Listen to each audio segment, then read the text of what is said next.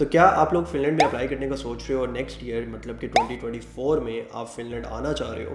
تو یہ والی ویڈیو آپ اینڈ تک دیکھنا کیونکہ اس میں بہت سی انپورٹنٹ باتیں ابھی بتانے والا ہوں جو کہ آپ کو تھرو آؤٹ دا پروسیس کام آئیں گی۔ اس ویڈیو میں ہم انہیں 4 چیزوں کے بارے میں ڈسکس کریں گے۔ پہلی چیز ہوگی کہ اپنے بیسکلی ایڈمیشن پروسیس اپنا سٹارٹ کب کرنا ہے اور مینلی کیا اوور آل ٹائم لائن ہے کہ آپ کب سے اپلائی کرو گے اور ایکسپیکٹڈ کب تک ہوگا کہ آپ فن لینڈ میں آ جاؤ گے۔ نمبر 2 پوائنٹ جو ہم مینلی ڈسکس کریں گے وہ ہوگا کہ اپنی یونیورسٹیز اپنے کورس ریلیونٹ کہاں سے ڈھونڈنی ہے، کس طرح سے فائنڈ آؤٹ کرنی ہے، اور اس کا میں آپ کو پریکٹیکل ڈیمو بھی دوں گا، مطلب آپ کو دکھاؤں گا اس ویب سائٹ پہ کہ کس طرح سے آپ یونیورسٹیز فائنڈ آؤٹ کرو گے۔ اور نمبر 3 پہ جو کہ ایڈمیشن پروسیس کے لیے بہت انپورٹنٹ اسٹیپ ہے وہ ہے ان کے ڈاکومنٹس کی ریکوائرمنٹ، تو کون کون سے بیسکلی آپ کو ڈاکومنٹس چاہیے ہوں گے to apply for fun land universities. اور جو آخری پوائنٹ ہوگا اس میں مینلی ہم ڈسکس کریں گے کہ فن لینڈ کا جو اسٹڈی ویزا ہے اس کے لیے اگر آپ پاکستان سے اپلائی کر رہے ہو تو آپ نے کیا کیا اسٹیپس لینے ہوں گے۔ تو without wasting any time let's start the video.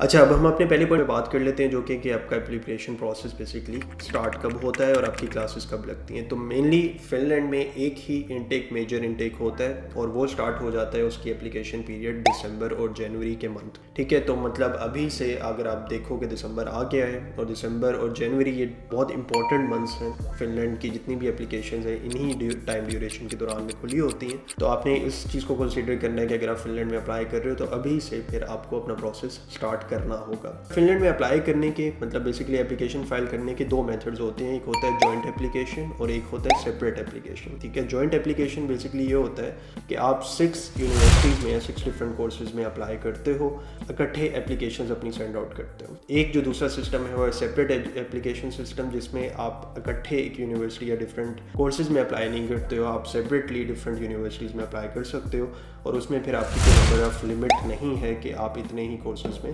Apply کرو گے، ٹھیک ہے۔ تو یہ کچھ لوگ کنفیوز ہوتے ہیں فن لینڈ کو لے کے کہ جوائنٹ اور سیپریٹ اپلیکیشن سسٹم کیا ہے۔ میجرلی جو جوائنٹ اپلیکیشن سسٹم ہے وہ اسٹارٹ ہوتا ہے 3 جنوری سے اور انٹل وہ لاسٹ جنوری تک چلتا ہے، لیکن جو سیپریٹ اپلیکیشن سسٹم ہے جو ڈفرینٹ یونیورسٹیز ہیں کچھ میں ابھی سے ایڈمیشن اپلیکیشن جو ہے ان کی اسٹارٹ ہو چکی ہے، تو آپ ابھی بھی اگر اپلائی کرنا چاہو تو دسمبر اور جنوری جس طرح میں نے بتایا تھا آپ دونوں منتھس میں اپلائی کر سکتے ہیں۔ اچھا، اب اگر آپ نے اپلائی کر دیا ہے، اپلیکیشن آپ نے دسمبر یا جنوری میں سینڈ کر دیا، تو نیکسٹ سوال یہ ہوتا ہے کہ اب ہمیں ایڈمیشن رسپانسز کب تک ملیں گے۔ تو نارملی جو ہم نے دیکھا ہے، جو ہمارے پاس کیسز آئے ہیں لاسٹ ایئر بھی ہم نے ڈیل کیے تھے، اگر ہم نے جین میں یا دسمبر میں اپلیکیشن سینڈ آؤٹ کی ہے تو ہمیں مارچ یا اپریل میں جو اپلیکیشن کے رسپانسز ہے وہ ریسیو ہوتے ہیں۔ تو نارملی مارچ اور اپریل کا یہ مہینہ ہے جس میں آپ کو ایڈمیشن کنفرمیشن مل جائے گی۔ اب جو next stage after getting admission آتا ہے وہ ویزا اپلائی کرنے کا آتا ہے، اور ویزا جیسے ہی آپ کو ایڈمیشن لیٹر آفر ہو جاتا ہے آپ نے اپنے ویزا کا پروسیس اسٹارٹ کر دینا ہوتا ہے، اس میں ذرا سا بھی ڈیلے نہیں کرنا۔ آپ کو پتہ ہے کہ جس طرح زیادہ سے زیادہ اسٹوڈنٹس باہر جا رہے ہیں اسپیشلی پاکستان سے، تو جتنا جلدی آپ نے اپلیکیشن کا پروسیس یا ویزا کا پروسیس ہو سکتا ہے اتنا جلدی آپ اسٹارٹ کرنا۔ بہت آئیڈیل سینیریو یہ ہے کہ اگر آپ کو مارچ میں ایڈمیشن ریسیو ہو گیا ہے تو آپ اپریل، مئی اور جون اس میں اسٹارٹ کرو گے۔ اگر آپ کو اپریل میں ریسیو ہوا ہے تو اگین آپ مئی، جون اور جولائی میں اپنا موسٹلی جو ویزا کا سارا جو پروسیس ہے وہ کرو گے، اپنی آپ کی ساری ڈاکومنٹیشن ہو جائے، ٹھیک ہے۔ ویزا کا بھی ابھی ہم 4تھ پوائنٹ پہ بات کریں گے کہ کس طرح اپلائی کرتے ہیں اسٹوڈنٹ، کہاں پہ اپلائی کرتے ہیں، وہ آپ کو کر لینا ہے کیونکہ آپ کی جو کلاسز ہیں وہ بیسکلی اسٹارٹ ہو جاتی ہیں مڈ اگست میں، کچھ یونیورسٹیز مڈ اگست میں بھی کر دیتی ہیں اور کچھ یونیورسٹیز جو ہیں وہ اسٹارٹنگ آف سپتمبر میں بھی اپنی کلاسز اوپن کرتی ہیں، لیکن موسٹلی میں نے دیکھا ہے کہ مڈ اگست اور مڈ سپتمبر تک کا ٹائم پیریڈ ہے جس میں آپ کی جو کلاسز ہیں وہ اسٹارٹ ہو جائیں گی، ٹھیک ہے۔ تو کلاسز اگر اگست میں اسٹارٹ ہو رہی ہے اور ویزا اگر آپ نے اپلائی کیا ہے مئی یا جون میں، تو آپ یہ بھی مائنڈ میں رکھو کہ تقریباً 4 to 6 ویکس آپ کو لگ سکتے ہیں ویزا آتے آتے۔ اس وجہ سے پھر جیسے ایڈمیشن لیٹر آیا میک شیور کرو کہ آپ ویزا کے لیے فوراً اپلائی کر دو تاکہ کلاسز کے ٹائم پہ آپ وہاں پر ہو۔ اچھا جی، اب ہمارا جو نیکسٹ پوائنٹ ہے وہ ہے کہ ہم کہاں سے اپنی course relevant universities find out کریں، ٹھیک ہے۔ بہت اچھی چیز جو فن لینڈ میں مجھے لگتی ہے یونیورسٹی اسپیشلی فائنڈ آؤٹ کرنے کے لیے وہ یہ کہ آپ کو کہیں پہ ادھر ادھر نہیں دیکھنا، ایک اپلیکیشن، ایک سینٹرلائزڈ ان کا اپلیکیشن پورٹل ہے، بیسیکلی studyinfo.fi یونیورسٹی پورٹل ہے جہاں پر آپ کو جتنی بھی یونیورسٹیز ہیں فن لینڈ میں وہ آپ کو مل جائیں گے اور ڈفرینٹ کورسز بھی اس میں آلریڈی ایڈڈ ہیں۔ तो जिस तरह अगर किसी ने जर्मनी का प्रोसेस जिस तरह हम करते हैं, उसमें daad.de एक सेंट्रल वेबसाइट है जिसके थ्रू लोग अपने कोर्सेज फाइंड आउट करते हैं। फिनलैंड में भी इसी तरह study.fi के थ्रू आप अपने कोर्सेज फाइंड आउट कर सकते हो। अब मैं आपको करके दिखाता हूँ कि बेसिकली आपने क्या करना है, कौन से फिल्टर्स लगाने हैं कि आप अपनी जो एप्लीकेशन है या अपने जो सब्जेक्ट रेलिवेंट कोर्सेज हैं वो फाइंड आउट करोगे। ठीक है, आपने सबसे पहले गूगल पे जाना है, वहाँ पे जिस तरह मैंने वेबसाइट बताई थी studyinfo.fi, ये वेबसाइट आप सर्च करोगे। जो पहली वेबसाइट आपको दिख रही है यहाँ पर, वो स्टडी इन्फो के नाम से, उसे आप टैब में ओपन कर लो। कि जो मेन वेबसाइट है, जो वेबसाइट पोर्टल है जहाँ पर आपको डिफरेंट कोर्सेज आपके मिल जाएंगे, आप यहाँ से सर्च कर सकते हो। डिफरेंट आप फ़िल्टर भी देख सकते हो यहाँ पे, जिस तरह मैंने फॉर एग्जांपल सिविल इंजीनियरिंग करनी है, ठीक है, तो मैं सिविल इंजीनियरिंग का यहाँ पे प्रोग्राम डाल दूँगा और उसके रेलिवेंट मैं फ़िल्टर भी ऐड कर दूँगा कि मैंने बेसिकली उनकी क्या क्या रिक्वायरमेंट्स होती हैं। जिस तरह आपको यहाँ पे नज़र आ रहा है किस टाइप की एजुकेशन आप चूज़ करना चाह रहे हो, उसमें आप यूनिवर्सिटी स्टडी प्रोग्राम करना चाह रहे हो, अप्लाइड साइंस की यूनिवर्सिटीज़ में अप्लाई करना चाह रहे हो, ये डिपेंड करता है आप किस यूनिवर्सिटीज़ को टारगेट कर ले। अभी हम फ़िलहाल देख लेते हैं यूनिवर्सिटी स्टडी प्रोग्राम्स को। तो ऑटोमेटिकली देखें अब यूनिवर्सिटीज़ आपकी जो फ़िल्टर हो के वही यूनिवर्सिटीज़ आएंगी जो फिर हम यहाँ पर फ़िल्टर में डालेंगे। इसी तरह एप्लीकेशन पीरियड जो अभी ऑन गोइंग चल रहा है या फिर जो कि विद इन 1 मंथ स्टार्ट हो रहा है, बेसिकली जनवरी में जो स्टार्ट हो रहा है वो है। जिस तरह मैंने भी आपको बताया था कि कुछ एप्लीकेशन दिसंबर में ओपन हो जाती हैं और कुछ जनवरी में ओपन होती हैं, तो यहाँ से फिर आप चूज़ कर सकते हो। ये वो एप्लीकेशंस दिखाएंगे जो जनवरी में, जो अभी दिसंबर में ऑन गोइंग चल रही हैं। हम दोनों को चूज़ कर लेते हैं ताकि अब अगर यूनिट लिस्टिंग हम कर रहे हैं तो हमारे पास वो सारी आ जाएँ जो कि इस टाइम पीरियड पे ओपन हो रही है हमारे पास। इसी तरह ये स्टडी टाइम पीरियड है कि व्हेन स्टडी प्रोग्राम स्टार्ट कब से हो रहा है। तो जैसा मैंने बताया था मिड अगस्त में भी होता है, मिड सितंबर में भी कुछ की स्टार्ट होती हैं। अभी हम चूज़ कर लेते हैं, लाइक ऑटम भी चूज़ कर सकते हैं। नहीं 2023 तो गुजर गए, हम स्प्रिंग 2024 और जो ऑटम 2024 है वो सिलेक्ट कर लेते हैं। टीचिंग टाइम देख लें, ज़्यादातर ये नहीं होता। लोकेशन, अगर आप किसी स्पेसिफिक सिटी को टारगेट कर रहे हो, यूनिवर्सिटी को टारगेट कर रहे हो तो आप वो देखोगे, या फिर अगर आप ओवरऑल ही फिनलैंड में अप्लाई कर रहे हो तो ये ऑप्शन आप नहीं चूज़ करोगे। ड्यूरेशन ऑफ एजुकेशन आप चूज़ कर सकते हो कि कितने साल की होनी चाहिए। मास्टर्स कोर्स है तो यूजुअली 2 साल का होता है, कुछ जगह 2.5 साल का भी होता है, ज़्यादातर 2 साल का होता है, तो हम 2 ईयर्स का चूज़ कर लेते हैं। फील्ड ऑफ स्टडी, जिस तरह हमने बताया कि इंजीनियरिंग है तो आप इंजीनियरिंग चूज़ कर लो। फ़ी भी देख सकते हो कि किन की फ़ीस है, किन कोर्सेज़ में फ़ी है, किन में नहीं है। मोस्टली कोर्सेज़ की तो वैसे फ़ी होती है। लैंग्वेज ऑफ जो इंस्ट्रक्शन है ये बहुत इंपॉर्टेंट है। फिनिश आपको नहीं आती है, कोई और लैंग्वेज नहीं आती, इंग्लिश में पढ़ना है तो आप इंग्लिश चूज़ करो ताकि आपको वो कोर्सेज़ ना दिखें जो आपके इंग्लिश में नहीं है। ठीक है, मेनली ये जिस तरह मैंने बताया था कि सेपरेट करना चाह रहे हो, जॉइंट एप्लीकेशन फाइल करना चाह रहे हो, आप वो भी चूज़ कर सकते हो। तो सेपरेट एप्लीकेशन में कोई रिस्ट्रिक्शंस नहीं होती हैं। जॉइंट में अगेन फिर आपके पास रिस्ट्रिक्शंस आ जाती हैं कि आप मैक्सिमम 6 जगह पे एट अ टाइम अपनी एप्लीकेशन भेज सकते हो। तो ये आपने देख लेना है कि आप कौन सी करना चाह रहे हो। मैं भी सेपरेट डाल देता हूँ और एडमिशन प्रोसेस में चूज़ कर लेता हूँ। लाइक यहाँ से यूजुअली मैं इस चीज़ को नहीं छेड़ता जब सर्च कर रहे हैं। तो अब हम सर्च करेंगे तो सारे हमारे पास वो रिज़ल्ट आ गए हैं जो कि इन सब फिल्टर्स को डाल के हमारे पास आएंगे। ठीक है, तो आप अपने हिसाब से फ़िल्टर सेट कर सकते हो। अगेन जो आपसे रेलिवेंट जो कोर्स है आपने वो भी फाइंड आउट कर लेना है। देखिए अब स्ट्रक्चरल इंजीनियरिंग का आ गया, सिविल इंजीनियरिंग का कोर्स है, मास्टर्स डिग्री जो मेरी रिक्वायरमेंट थी उस हिसाब से आया। 2 ईयर्स का कोर्स है ये और मास्टर्स डिग्री है, इंग्लिश में है और यूनिवर्सिटी भी आ गई है। तो बेसिकली ये वो पोर्टल है जिसके थ्रू आप जो सारी चीज़ें हैं वो फाइंड आउट करते हो, या सारे जो यूनिवर्सिटी अपनी फील्ड रेलिवेंट हैं वो आप फाइंड आउट करते हो। तो होपफुली आपको ये देख के अब सारा पोर्टल आइडिया हो चुका होगा। ठीक है, अब आपको ये पता लग गया कि आपने किस तरह कोर्सेज़ फाइंड आउट करने हैं। बहुत अच्छी चीज़ ये है कि आप जब भी कोर्सेज़ फाइंड आउट करोगे आप अपनी एक लिस्ट बनाओगे और बहुत ज़्यादा आपको कोर्सेज़ ढूंढने की ज़रूरत नहीं पड़ेगी, क्योंकि मेनली फिनलैंड में तकरीबन 22-23 यूनिवर्सिटीज़ ही हैं जो कि इंग्लिश में कोर्सेज ऑफ़र करती हैं या डिग्रीज़ अपनी ऑफ़र करती हैं। अच्छा, जो अच्छी चीज़ फिनलैंड में ये है कि यूनिवर्सिटीज़ बहुत ज़्यादा नहीं है। अच्छी चीज़ भी हो सकती है, बुरी भी हो सकती है, क्योंकि ऑप्शंस आपके लिए लिमिटेड हो जाते हैं। लेकिन अच्छी उस लिहाज से है कि जब भी आप नंबर ऑफ़ कोर्सेज ढूंढ रहे होंगे तो आपको कोई बहुत ज़्यादा कन्फ्यूजन नहीं आएगी कि कौन सी यूनिवर्सिटीज़ हम ढूंढें, कौन सी ना सिलेक्ट करें, क्योंकि number of universities already limited हैं। तो आपके कोर्सेज़ जो आप ढूंढ रहे होंगे ओबियसली وہ بھی پھر لمیٹیڈ ہی ہیں. لیکن آپ میک شیور کیجیے گا کہ ساری یونیورسٹیز کو صحیح طرح سے آپ کھولیں, ان کا سارا ڈیٹا پڑھیں کہ کیا ریکوائرمنٹس ہیں, اور پھر آپ اپلائی کریں, رادر دین کہ آپ فوراً بس آپ نے 2-3 یونیورسٹیز شارٹ لسٹ کی اور فوراً اپلائی کر دیا. میک شیور کریں کہ تھوڑا اپنا جو یونیورسٹی لسٹنگ کا کرائٹیریا ہے وہ تھوڑا لینینٹ رکھیں, تھوڑا فلیکسیبل رکھیں, اور میک شیور کریں کہ آپ کے پاس 4 سے 5 ایٹ لیسٹ 4 سے 5 آپشنس بھی ہیں. آپ زیادہ جانے کو زیادہ بھی جا سکتے ہیں, لیکن 4 to 5 options is always better.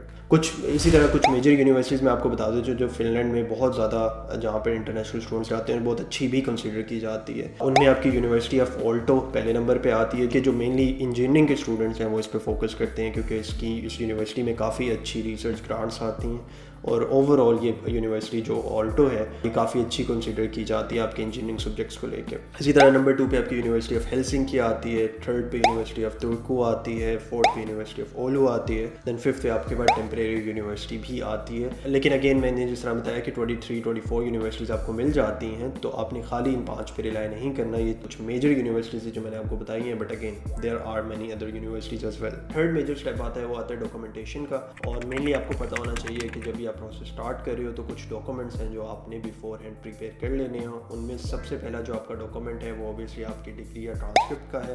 Masters کے لیے اپلائی کر رہے ہو تو آپ اپنی بیچلرس کی ڈگری اور ٹرانسکرپٹ ہی کرو گے, اور انہیں اٹیسٹ بھی کرواؤ گے. ٹھیک ہے, یہ چیز بڑی انپورٹنٹ ہے, کیونکہ اکثر یونیورسٹیز میں فن لینڈ میں ایک اپلیکیشن ریکوائرمنٹ یہ بھی ہے کہ جب بھی آپ اپلائی کرو تو آپ کے ڈاکومنٹ اٹیسٹ ہوں. ٹھیک ہے, کچھ یونیورسٹیز ہیں جو نہیں مانگتی, لیکن موسٹ یونیورسٹیز آپ سے ڈیمانڈ کریں گی. اور اگر آپ نے بیچلرز پاکستان سے کیا ہے تو آپ میک شیور کرو کہ اس کی ڈگری اور جو ٹرانسکرپٹ ہے وہ آپ HEC سے اٹیسٹ کرو, جو کہ ہائر ایجوکیشن کمیشن ہے پاکستان کا. تو یہاں سے آپ کو اٹیسٹیشنس چاہیے ہوں گی. سملرلی اگر آپ بیچلرس کے لیے اپلائی کر رہے ہو تو وہ HEC سے اٹیسٹ نہیں کروانی, پھر آپ نے IBCC جو کہ آپ کا بورڈ ہوتا ہے آپ وہاں سے اٹیسٹ کرواؤ گے. ٹھیک ہے. اچھا, نمبر 2 پہ آپ کو اپنی CV چاہیے ہوگی. میک شیور کیجیے گا کہ CV کو ٹو دا پوائنٹ رکھیے گا. بہت زیادہ لمبی بھی نہیں ہونی چاہیے, لیکن بہت زیادہ شارٹ بھی نہیں ہونی چاہیے. اکثر لوگ جنہوں نے FSC کی ہوتی ہے, ہمارے پاس بھی اسٹوڈنٹ آتے ہیں, انہوں نے ایز سچ کوئی ریسرچ ورک یا کوئی پروجیکٹس تو اتنے نہیں کیے ہوتے, لیکن پھر بھی CV ایک فارمل ریکوائرمنٹ ہے جو فلفل کرنی ہے. اگر آپ FSC کے ہو تو آپ اپنے والنٹیئر کچھ پروجیکٹس ڈال سکتے ہو جو آپ نے کیے ہیں, یا اگر وہ نہیں بھی ہیں تب بھی میک شیور کریں کہ CV میں آپ اپنے کچھ میجر سبجیکٹس مینشن کرو, میتھ, فزکس, کیمسٹری وغیرہ ہو گئے, یا پھر کچھ اور اپنے سبجیکٹس مینشن کرو. لیکن یہ میک شیور کرو کہ جب بھی آپ کی اپلیکیشن جائے گی تو اس کے ساتھ CV اٹیچ لازمی ہونی چاہیے. اوبیسلی ماسٹرز میں اپلائی کر رہے ہو تب تو بیچلرز میں آپ نے کافی کچھ ایسا کیا ہوتا ہے جو کہ CV کو کافی اچھی اس میں چیزیں ایڈ ہو سکتی ہیں. تو میک شیور کرو کہ CV اچھی سے پریپیئر کرو, یورو فارمیٹ پہ پریپیئر کرو گے تو زیادہ اپلیکیشنز میں ہیلپ فل رہتی ہے وہ. اچھا, نمبر 3 پہ آپ کو بہت انپورٹنٹ ڈاکومنٹ آتا ہے جو کہ لیٹر آف موٹیویشن آتا ہے. تو کافی اور جگہوں کی طرح فن لینڈ میں بھی لیٹر آف موٹیویشن کو کافی ویلیو دی جاتی ہے, کیونکہ اوبیسلی وہ دیکھ رہے ہوتے ہیں کہ جس بھی کورس میں آپ اپلائی کر رہے ہو وہ آپ کی موٹیویشن بیسکلی کیا ہے, وہ کورس کے بارے میں آپ کو پتہ بھی ہے کہ آپ نے کر کے آگے کیا کرنا ہے. تو لیٹر آف موٹیویشن ایک بہت ہی امپورٹنٹ ریکوائرمنٹ ہوتی ہے جب بھی آپ کسی بھی جگہ اپنی اپلیکیشن بھیج رہے ہوتے ہو. ٹھیک ہے, اب جو ہم بھی کیسز لیتے ہیں اور موسٹلی جو اسٹوڈنٹس ہمارے پاس آتے ہیں, ہم اپنی طرف سے لیٹر آف موٹیویشن ڈیزائن کرتے ہیں, لیکن اسٹوڈنٹ سے پوچھتے ہیں کہ اس سے انہوں نے کیا کیا کیا ہوا ہے. تو یہ بہت امپورٹنٹ ہے کہ آپ لیٹر آف موٹیویشنز جو ہیں ان پہ بہت فوکس کرو اور بہت فوکس کر کے لکھو.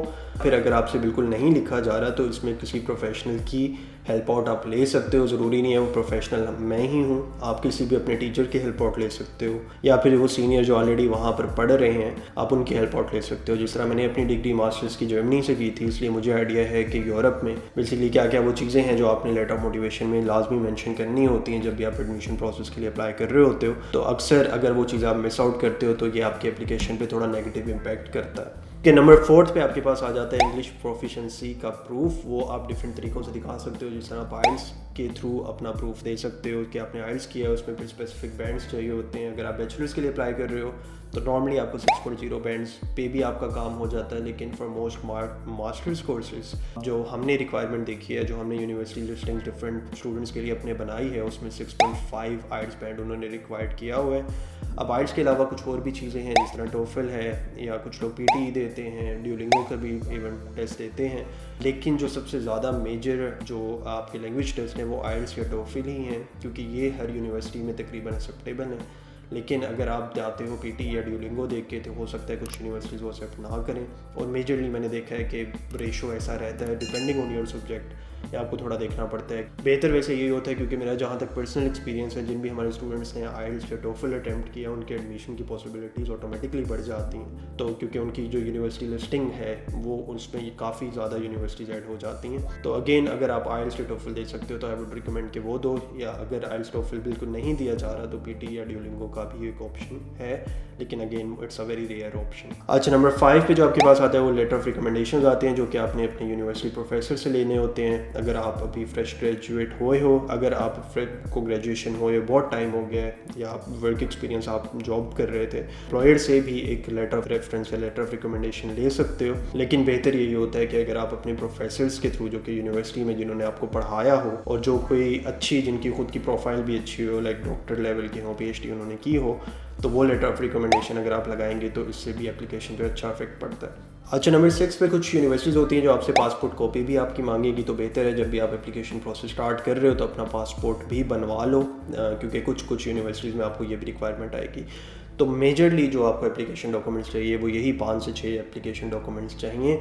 कुछ फिर एक्स्ट्रा चीज़ें डिपेंडिंग ऑन यूनिवर्सिटी वो चेंज होती रहती हैं। कुछ यूनिवर्सिटीज़ आपको ये भी कहती हैं कि जब आप अप्लाई कर रहे हो तो आपने एंट्रेंस एग्जामिनेशन टेस्ट देना है। कुछ यूनिवर्सिटीज़ में बिल्कुल एंट्रेंस एग्जामिनेशन टेस्ट नहीं होता, विदाउट एनी टेस्ट आपको आपकी प्रीवियस एजुकेशन की बेस पर एडमिशन देते हैं।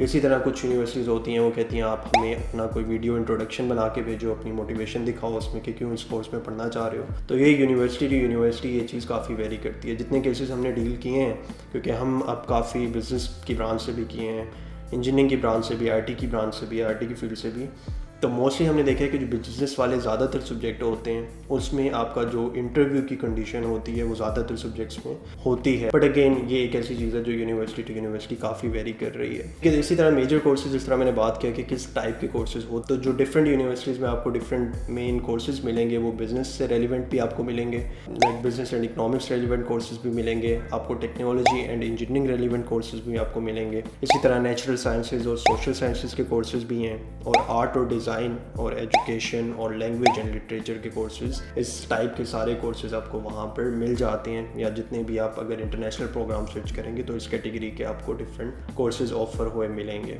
जो हमारा नंबर 4 पॉइंट है, जो कि फाइनल पॉइंट है, वो ये है कि how to apply for Finland study visa. इसके बारे में खैर एक डिटेल वीडियो डॉक्यूमेंटेशन को लेके मैं बाद में बनाऊंगा, लेकिन अभी के लिए आपको ये समझना थोड़ा ज़रूरी है कि पाकिस्तान में बेसिकली फिनलैंड की कोई एम्बेसी नहीं है। तो अगर आपका किसी फिनलैंड की यूनिवर्सिटी में एडमिशन होता है तो आप पाकिस्तान में कहीं से अप्लाई नहीं करोगे फिनलैंड वीज़ा के लिए, अनफॉर्चुनेटली आपको कहीं और जाना होगा। तो जो मोस्ट स्टूडेंट्स हैं, लाइक जो हमारे भी रिसेंट स्टूडेंट हैं, उन्होंने UAE में जाकर आगे वीज़ा इंटरव्यू था वो दिया था। अबू धाबी में बेसिकली इंटरव्यू होता है, तो मोस्टली जो स्टूडेंट होते हैं वो प्रेफर करते हैं कि UAE पास भी है, वीज़ा भी कंपैरेटिवली आराम से लग जाता है UAE का, स्पेशली जब आपके पास एडमिशन लेटर वगैरह हो। तो अक्सर स्टूडेंट प्रेफर करते हैं कि UAE में दें। कुछ स्टूडेंट हैं जो कि तुर्की जाकर भी देते हैं। तो डिफरेंट जगह हैं जो कि आप पाकिस्तानी स्टूडेंट्स के लिए ओपन है कि अगर आपका एडमिशन हुआ है तो वहाँ पर आकर आप फर्दर फिनलैंड के लिए अपना जो स्टडी वीज़ा है वो ले सकते हो। ठीक है, तो उसमें मेजरली जो मैंने बताया UAE आ गई या तुर्की आ गई, तो ये वो डेस्टिनेशन है जहाँ पर जाकर आपको फिर वीज़ा अप्लाई करना होता है। ठीक है, तो ये वो सारी चीज़ें थी जो ड्यूरिंग द एप्लीकेशन प्रोसेस आपको काम आएंगी। अगेन मैं एक डिटेल वीडियो हर एक चीज़ के बारे में, लाइक ओवरऑल कॉस्ट कितनी है फिनलैंड में, या फिनलैंड में जॉब, पार्ट टाइम जॉब्स का क्या सिनेरियो, वो सारा एक सीरीज़ में अभी बनाऊंगा। इसी तरह एक स्टूडेंट से मैं इन कॉन्टेक्ट में हूँ जो पहले जर्मनी जा रहे थे लेकिन वो बाद में फिनलैंड गए थे हमारे थ्रू ही, तो उनसे भी हम डिफरेंट चीज़ें डिस्कस करेंगे कि कैसी उनकी लाइफ जा रही है। बट अगेन वो चीज़ें आप देखने के लिए अब चैनल को भी फॉलो कर लीजिए, ताकि जो भी अगली रेलिवेंट वीडियो आपको फिनलैंड के हवाले से आए वो भी आप फॉलो करें। अगर आप हमारे से कॉन्टेक्ट करना चाह रहे हैं तो वेबसाइट नीचे मैं कमेंट सेक्शन में भी डाल दूंगा। आपको एक गूगल फॉर्म फिल करना होगा जिसमें आपने अपनी सारी एजुकेशनल जो आपने अभी तक की हुई हैं चीज़ें वो आपने देनी होंगी, ताकि हमें आपकी प्रोफाइल का आइडिया हो और उसे हम एवेल्यूएट करके अगर आप फिनलैंड का प्रोसेस हमारे थ्रू करवाना चाह रहे हो तो फ़ौरन वो फिनलैंड का प्रोसेस हम स्टार्ट कर दें, क्योंकि टाइम ऑलरेडी जिस तरह मैंने बताया कि दिसंबर और जैन का ही महीना है जिसमें आपने अपनी ये सारी चीज़ें जो डॉक्यूमेंट मैंने बताए हैं वो भी प्रिपेयर करनी है, यूनिवर्सिटीज़ में अप्लाई भी करना है, ताकि आपकी कोई भी चीज़ डिले ना हो। ठीक है जी, तो होपफुली ये वीडियो आपको पसंद आई होगी और काफ़ी आपको इन्फॉर्मेशन मिली होगी। अगर कोई चीज़ मिस आउट हो गई है तो please do right in the comment section, ताकि मैं वो पढ़ के उसका भी रिस्पॉन्स करूँ। लेकिन इसके हवाले से अभी एक पूरी सीरीज़ आ रही है फिनलैंड के हवाले से, तो आप फर्दर वो सीरीज़ भी देखिएगा। होपफुली आपकी जो क्यूरीज इस वीडियो में नहीं एड्रेस हुई वो फर्दर उन आने वाली वीडियोस में आई एम श्योर कि मैं ان پہ ڈیٹیل میں ذرا ڈسکشن بھی کروں گا. اچھا تو ڈو میک شیور کہ آپ یہ چینل کو سبسکرائب کر لیں تاکہ آگے جتنی بھی ویڈیوز ابھی فن لینڈ سے ریلیونٹ آ رہی ہیں اور یورپین کنٹریز کے حوالے سے آ رہی ہیں آپ کوئی بھی ویڈیو مس نہ کریں. انشاءاللہ آپ کو اگلی ویڈیوز میں ملتے رہیں گے, تب تک کے لیے اپنا خیال رکھیے گا. اللہ حافظ. ہٹو بچو اسکواڈ میری hard catch you of guard تیری کیا بسات.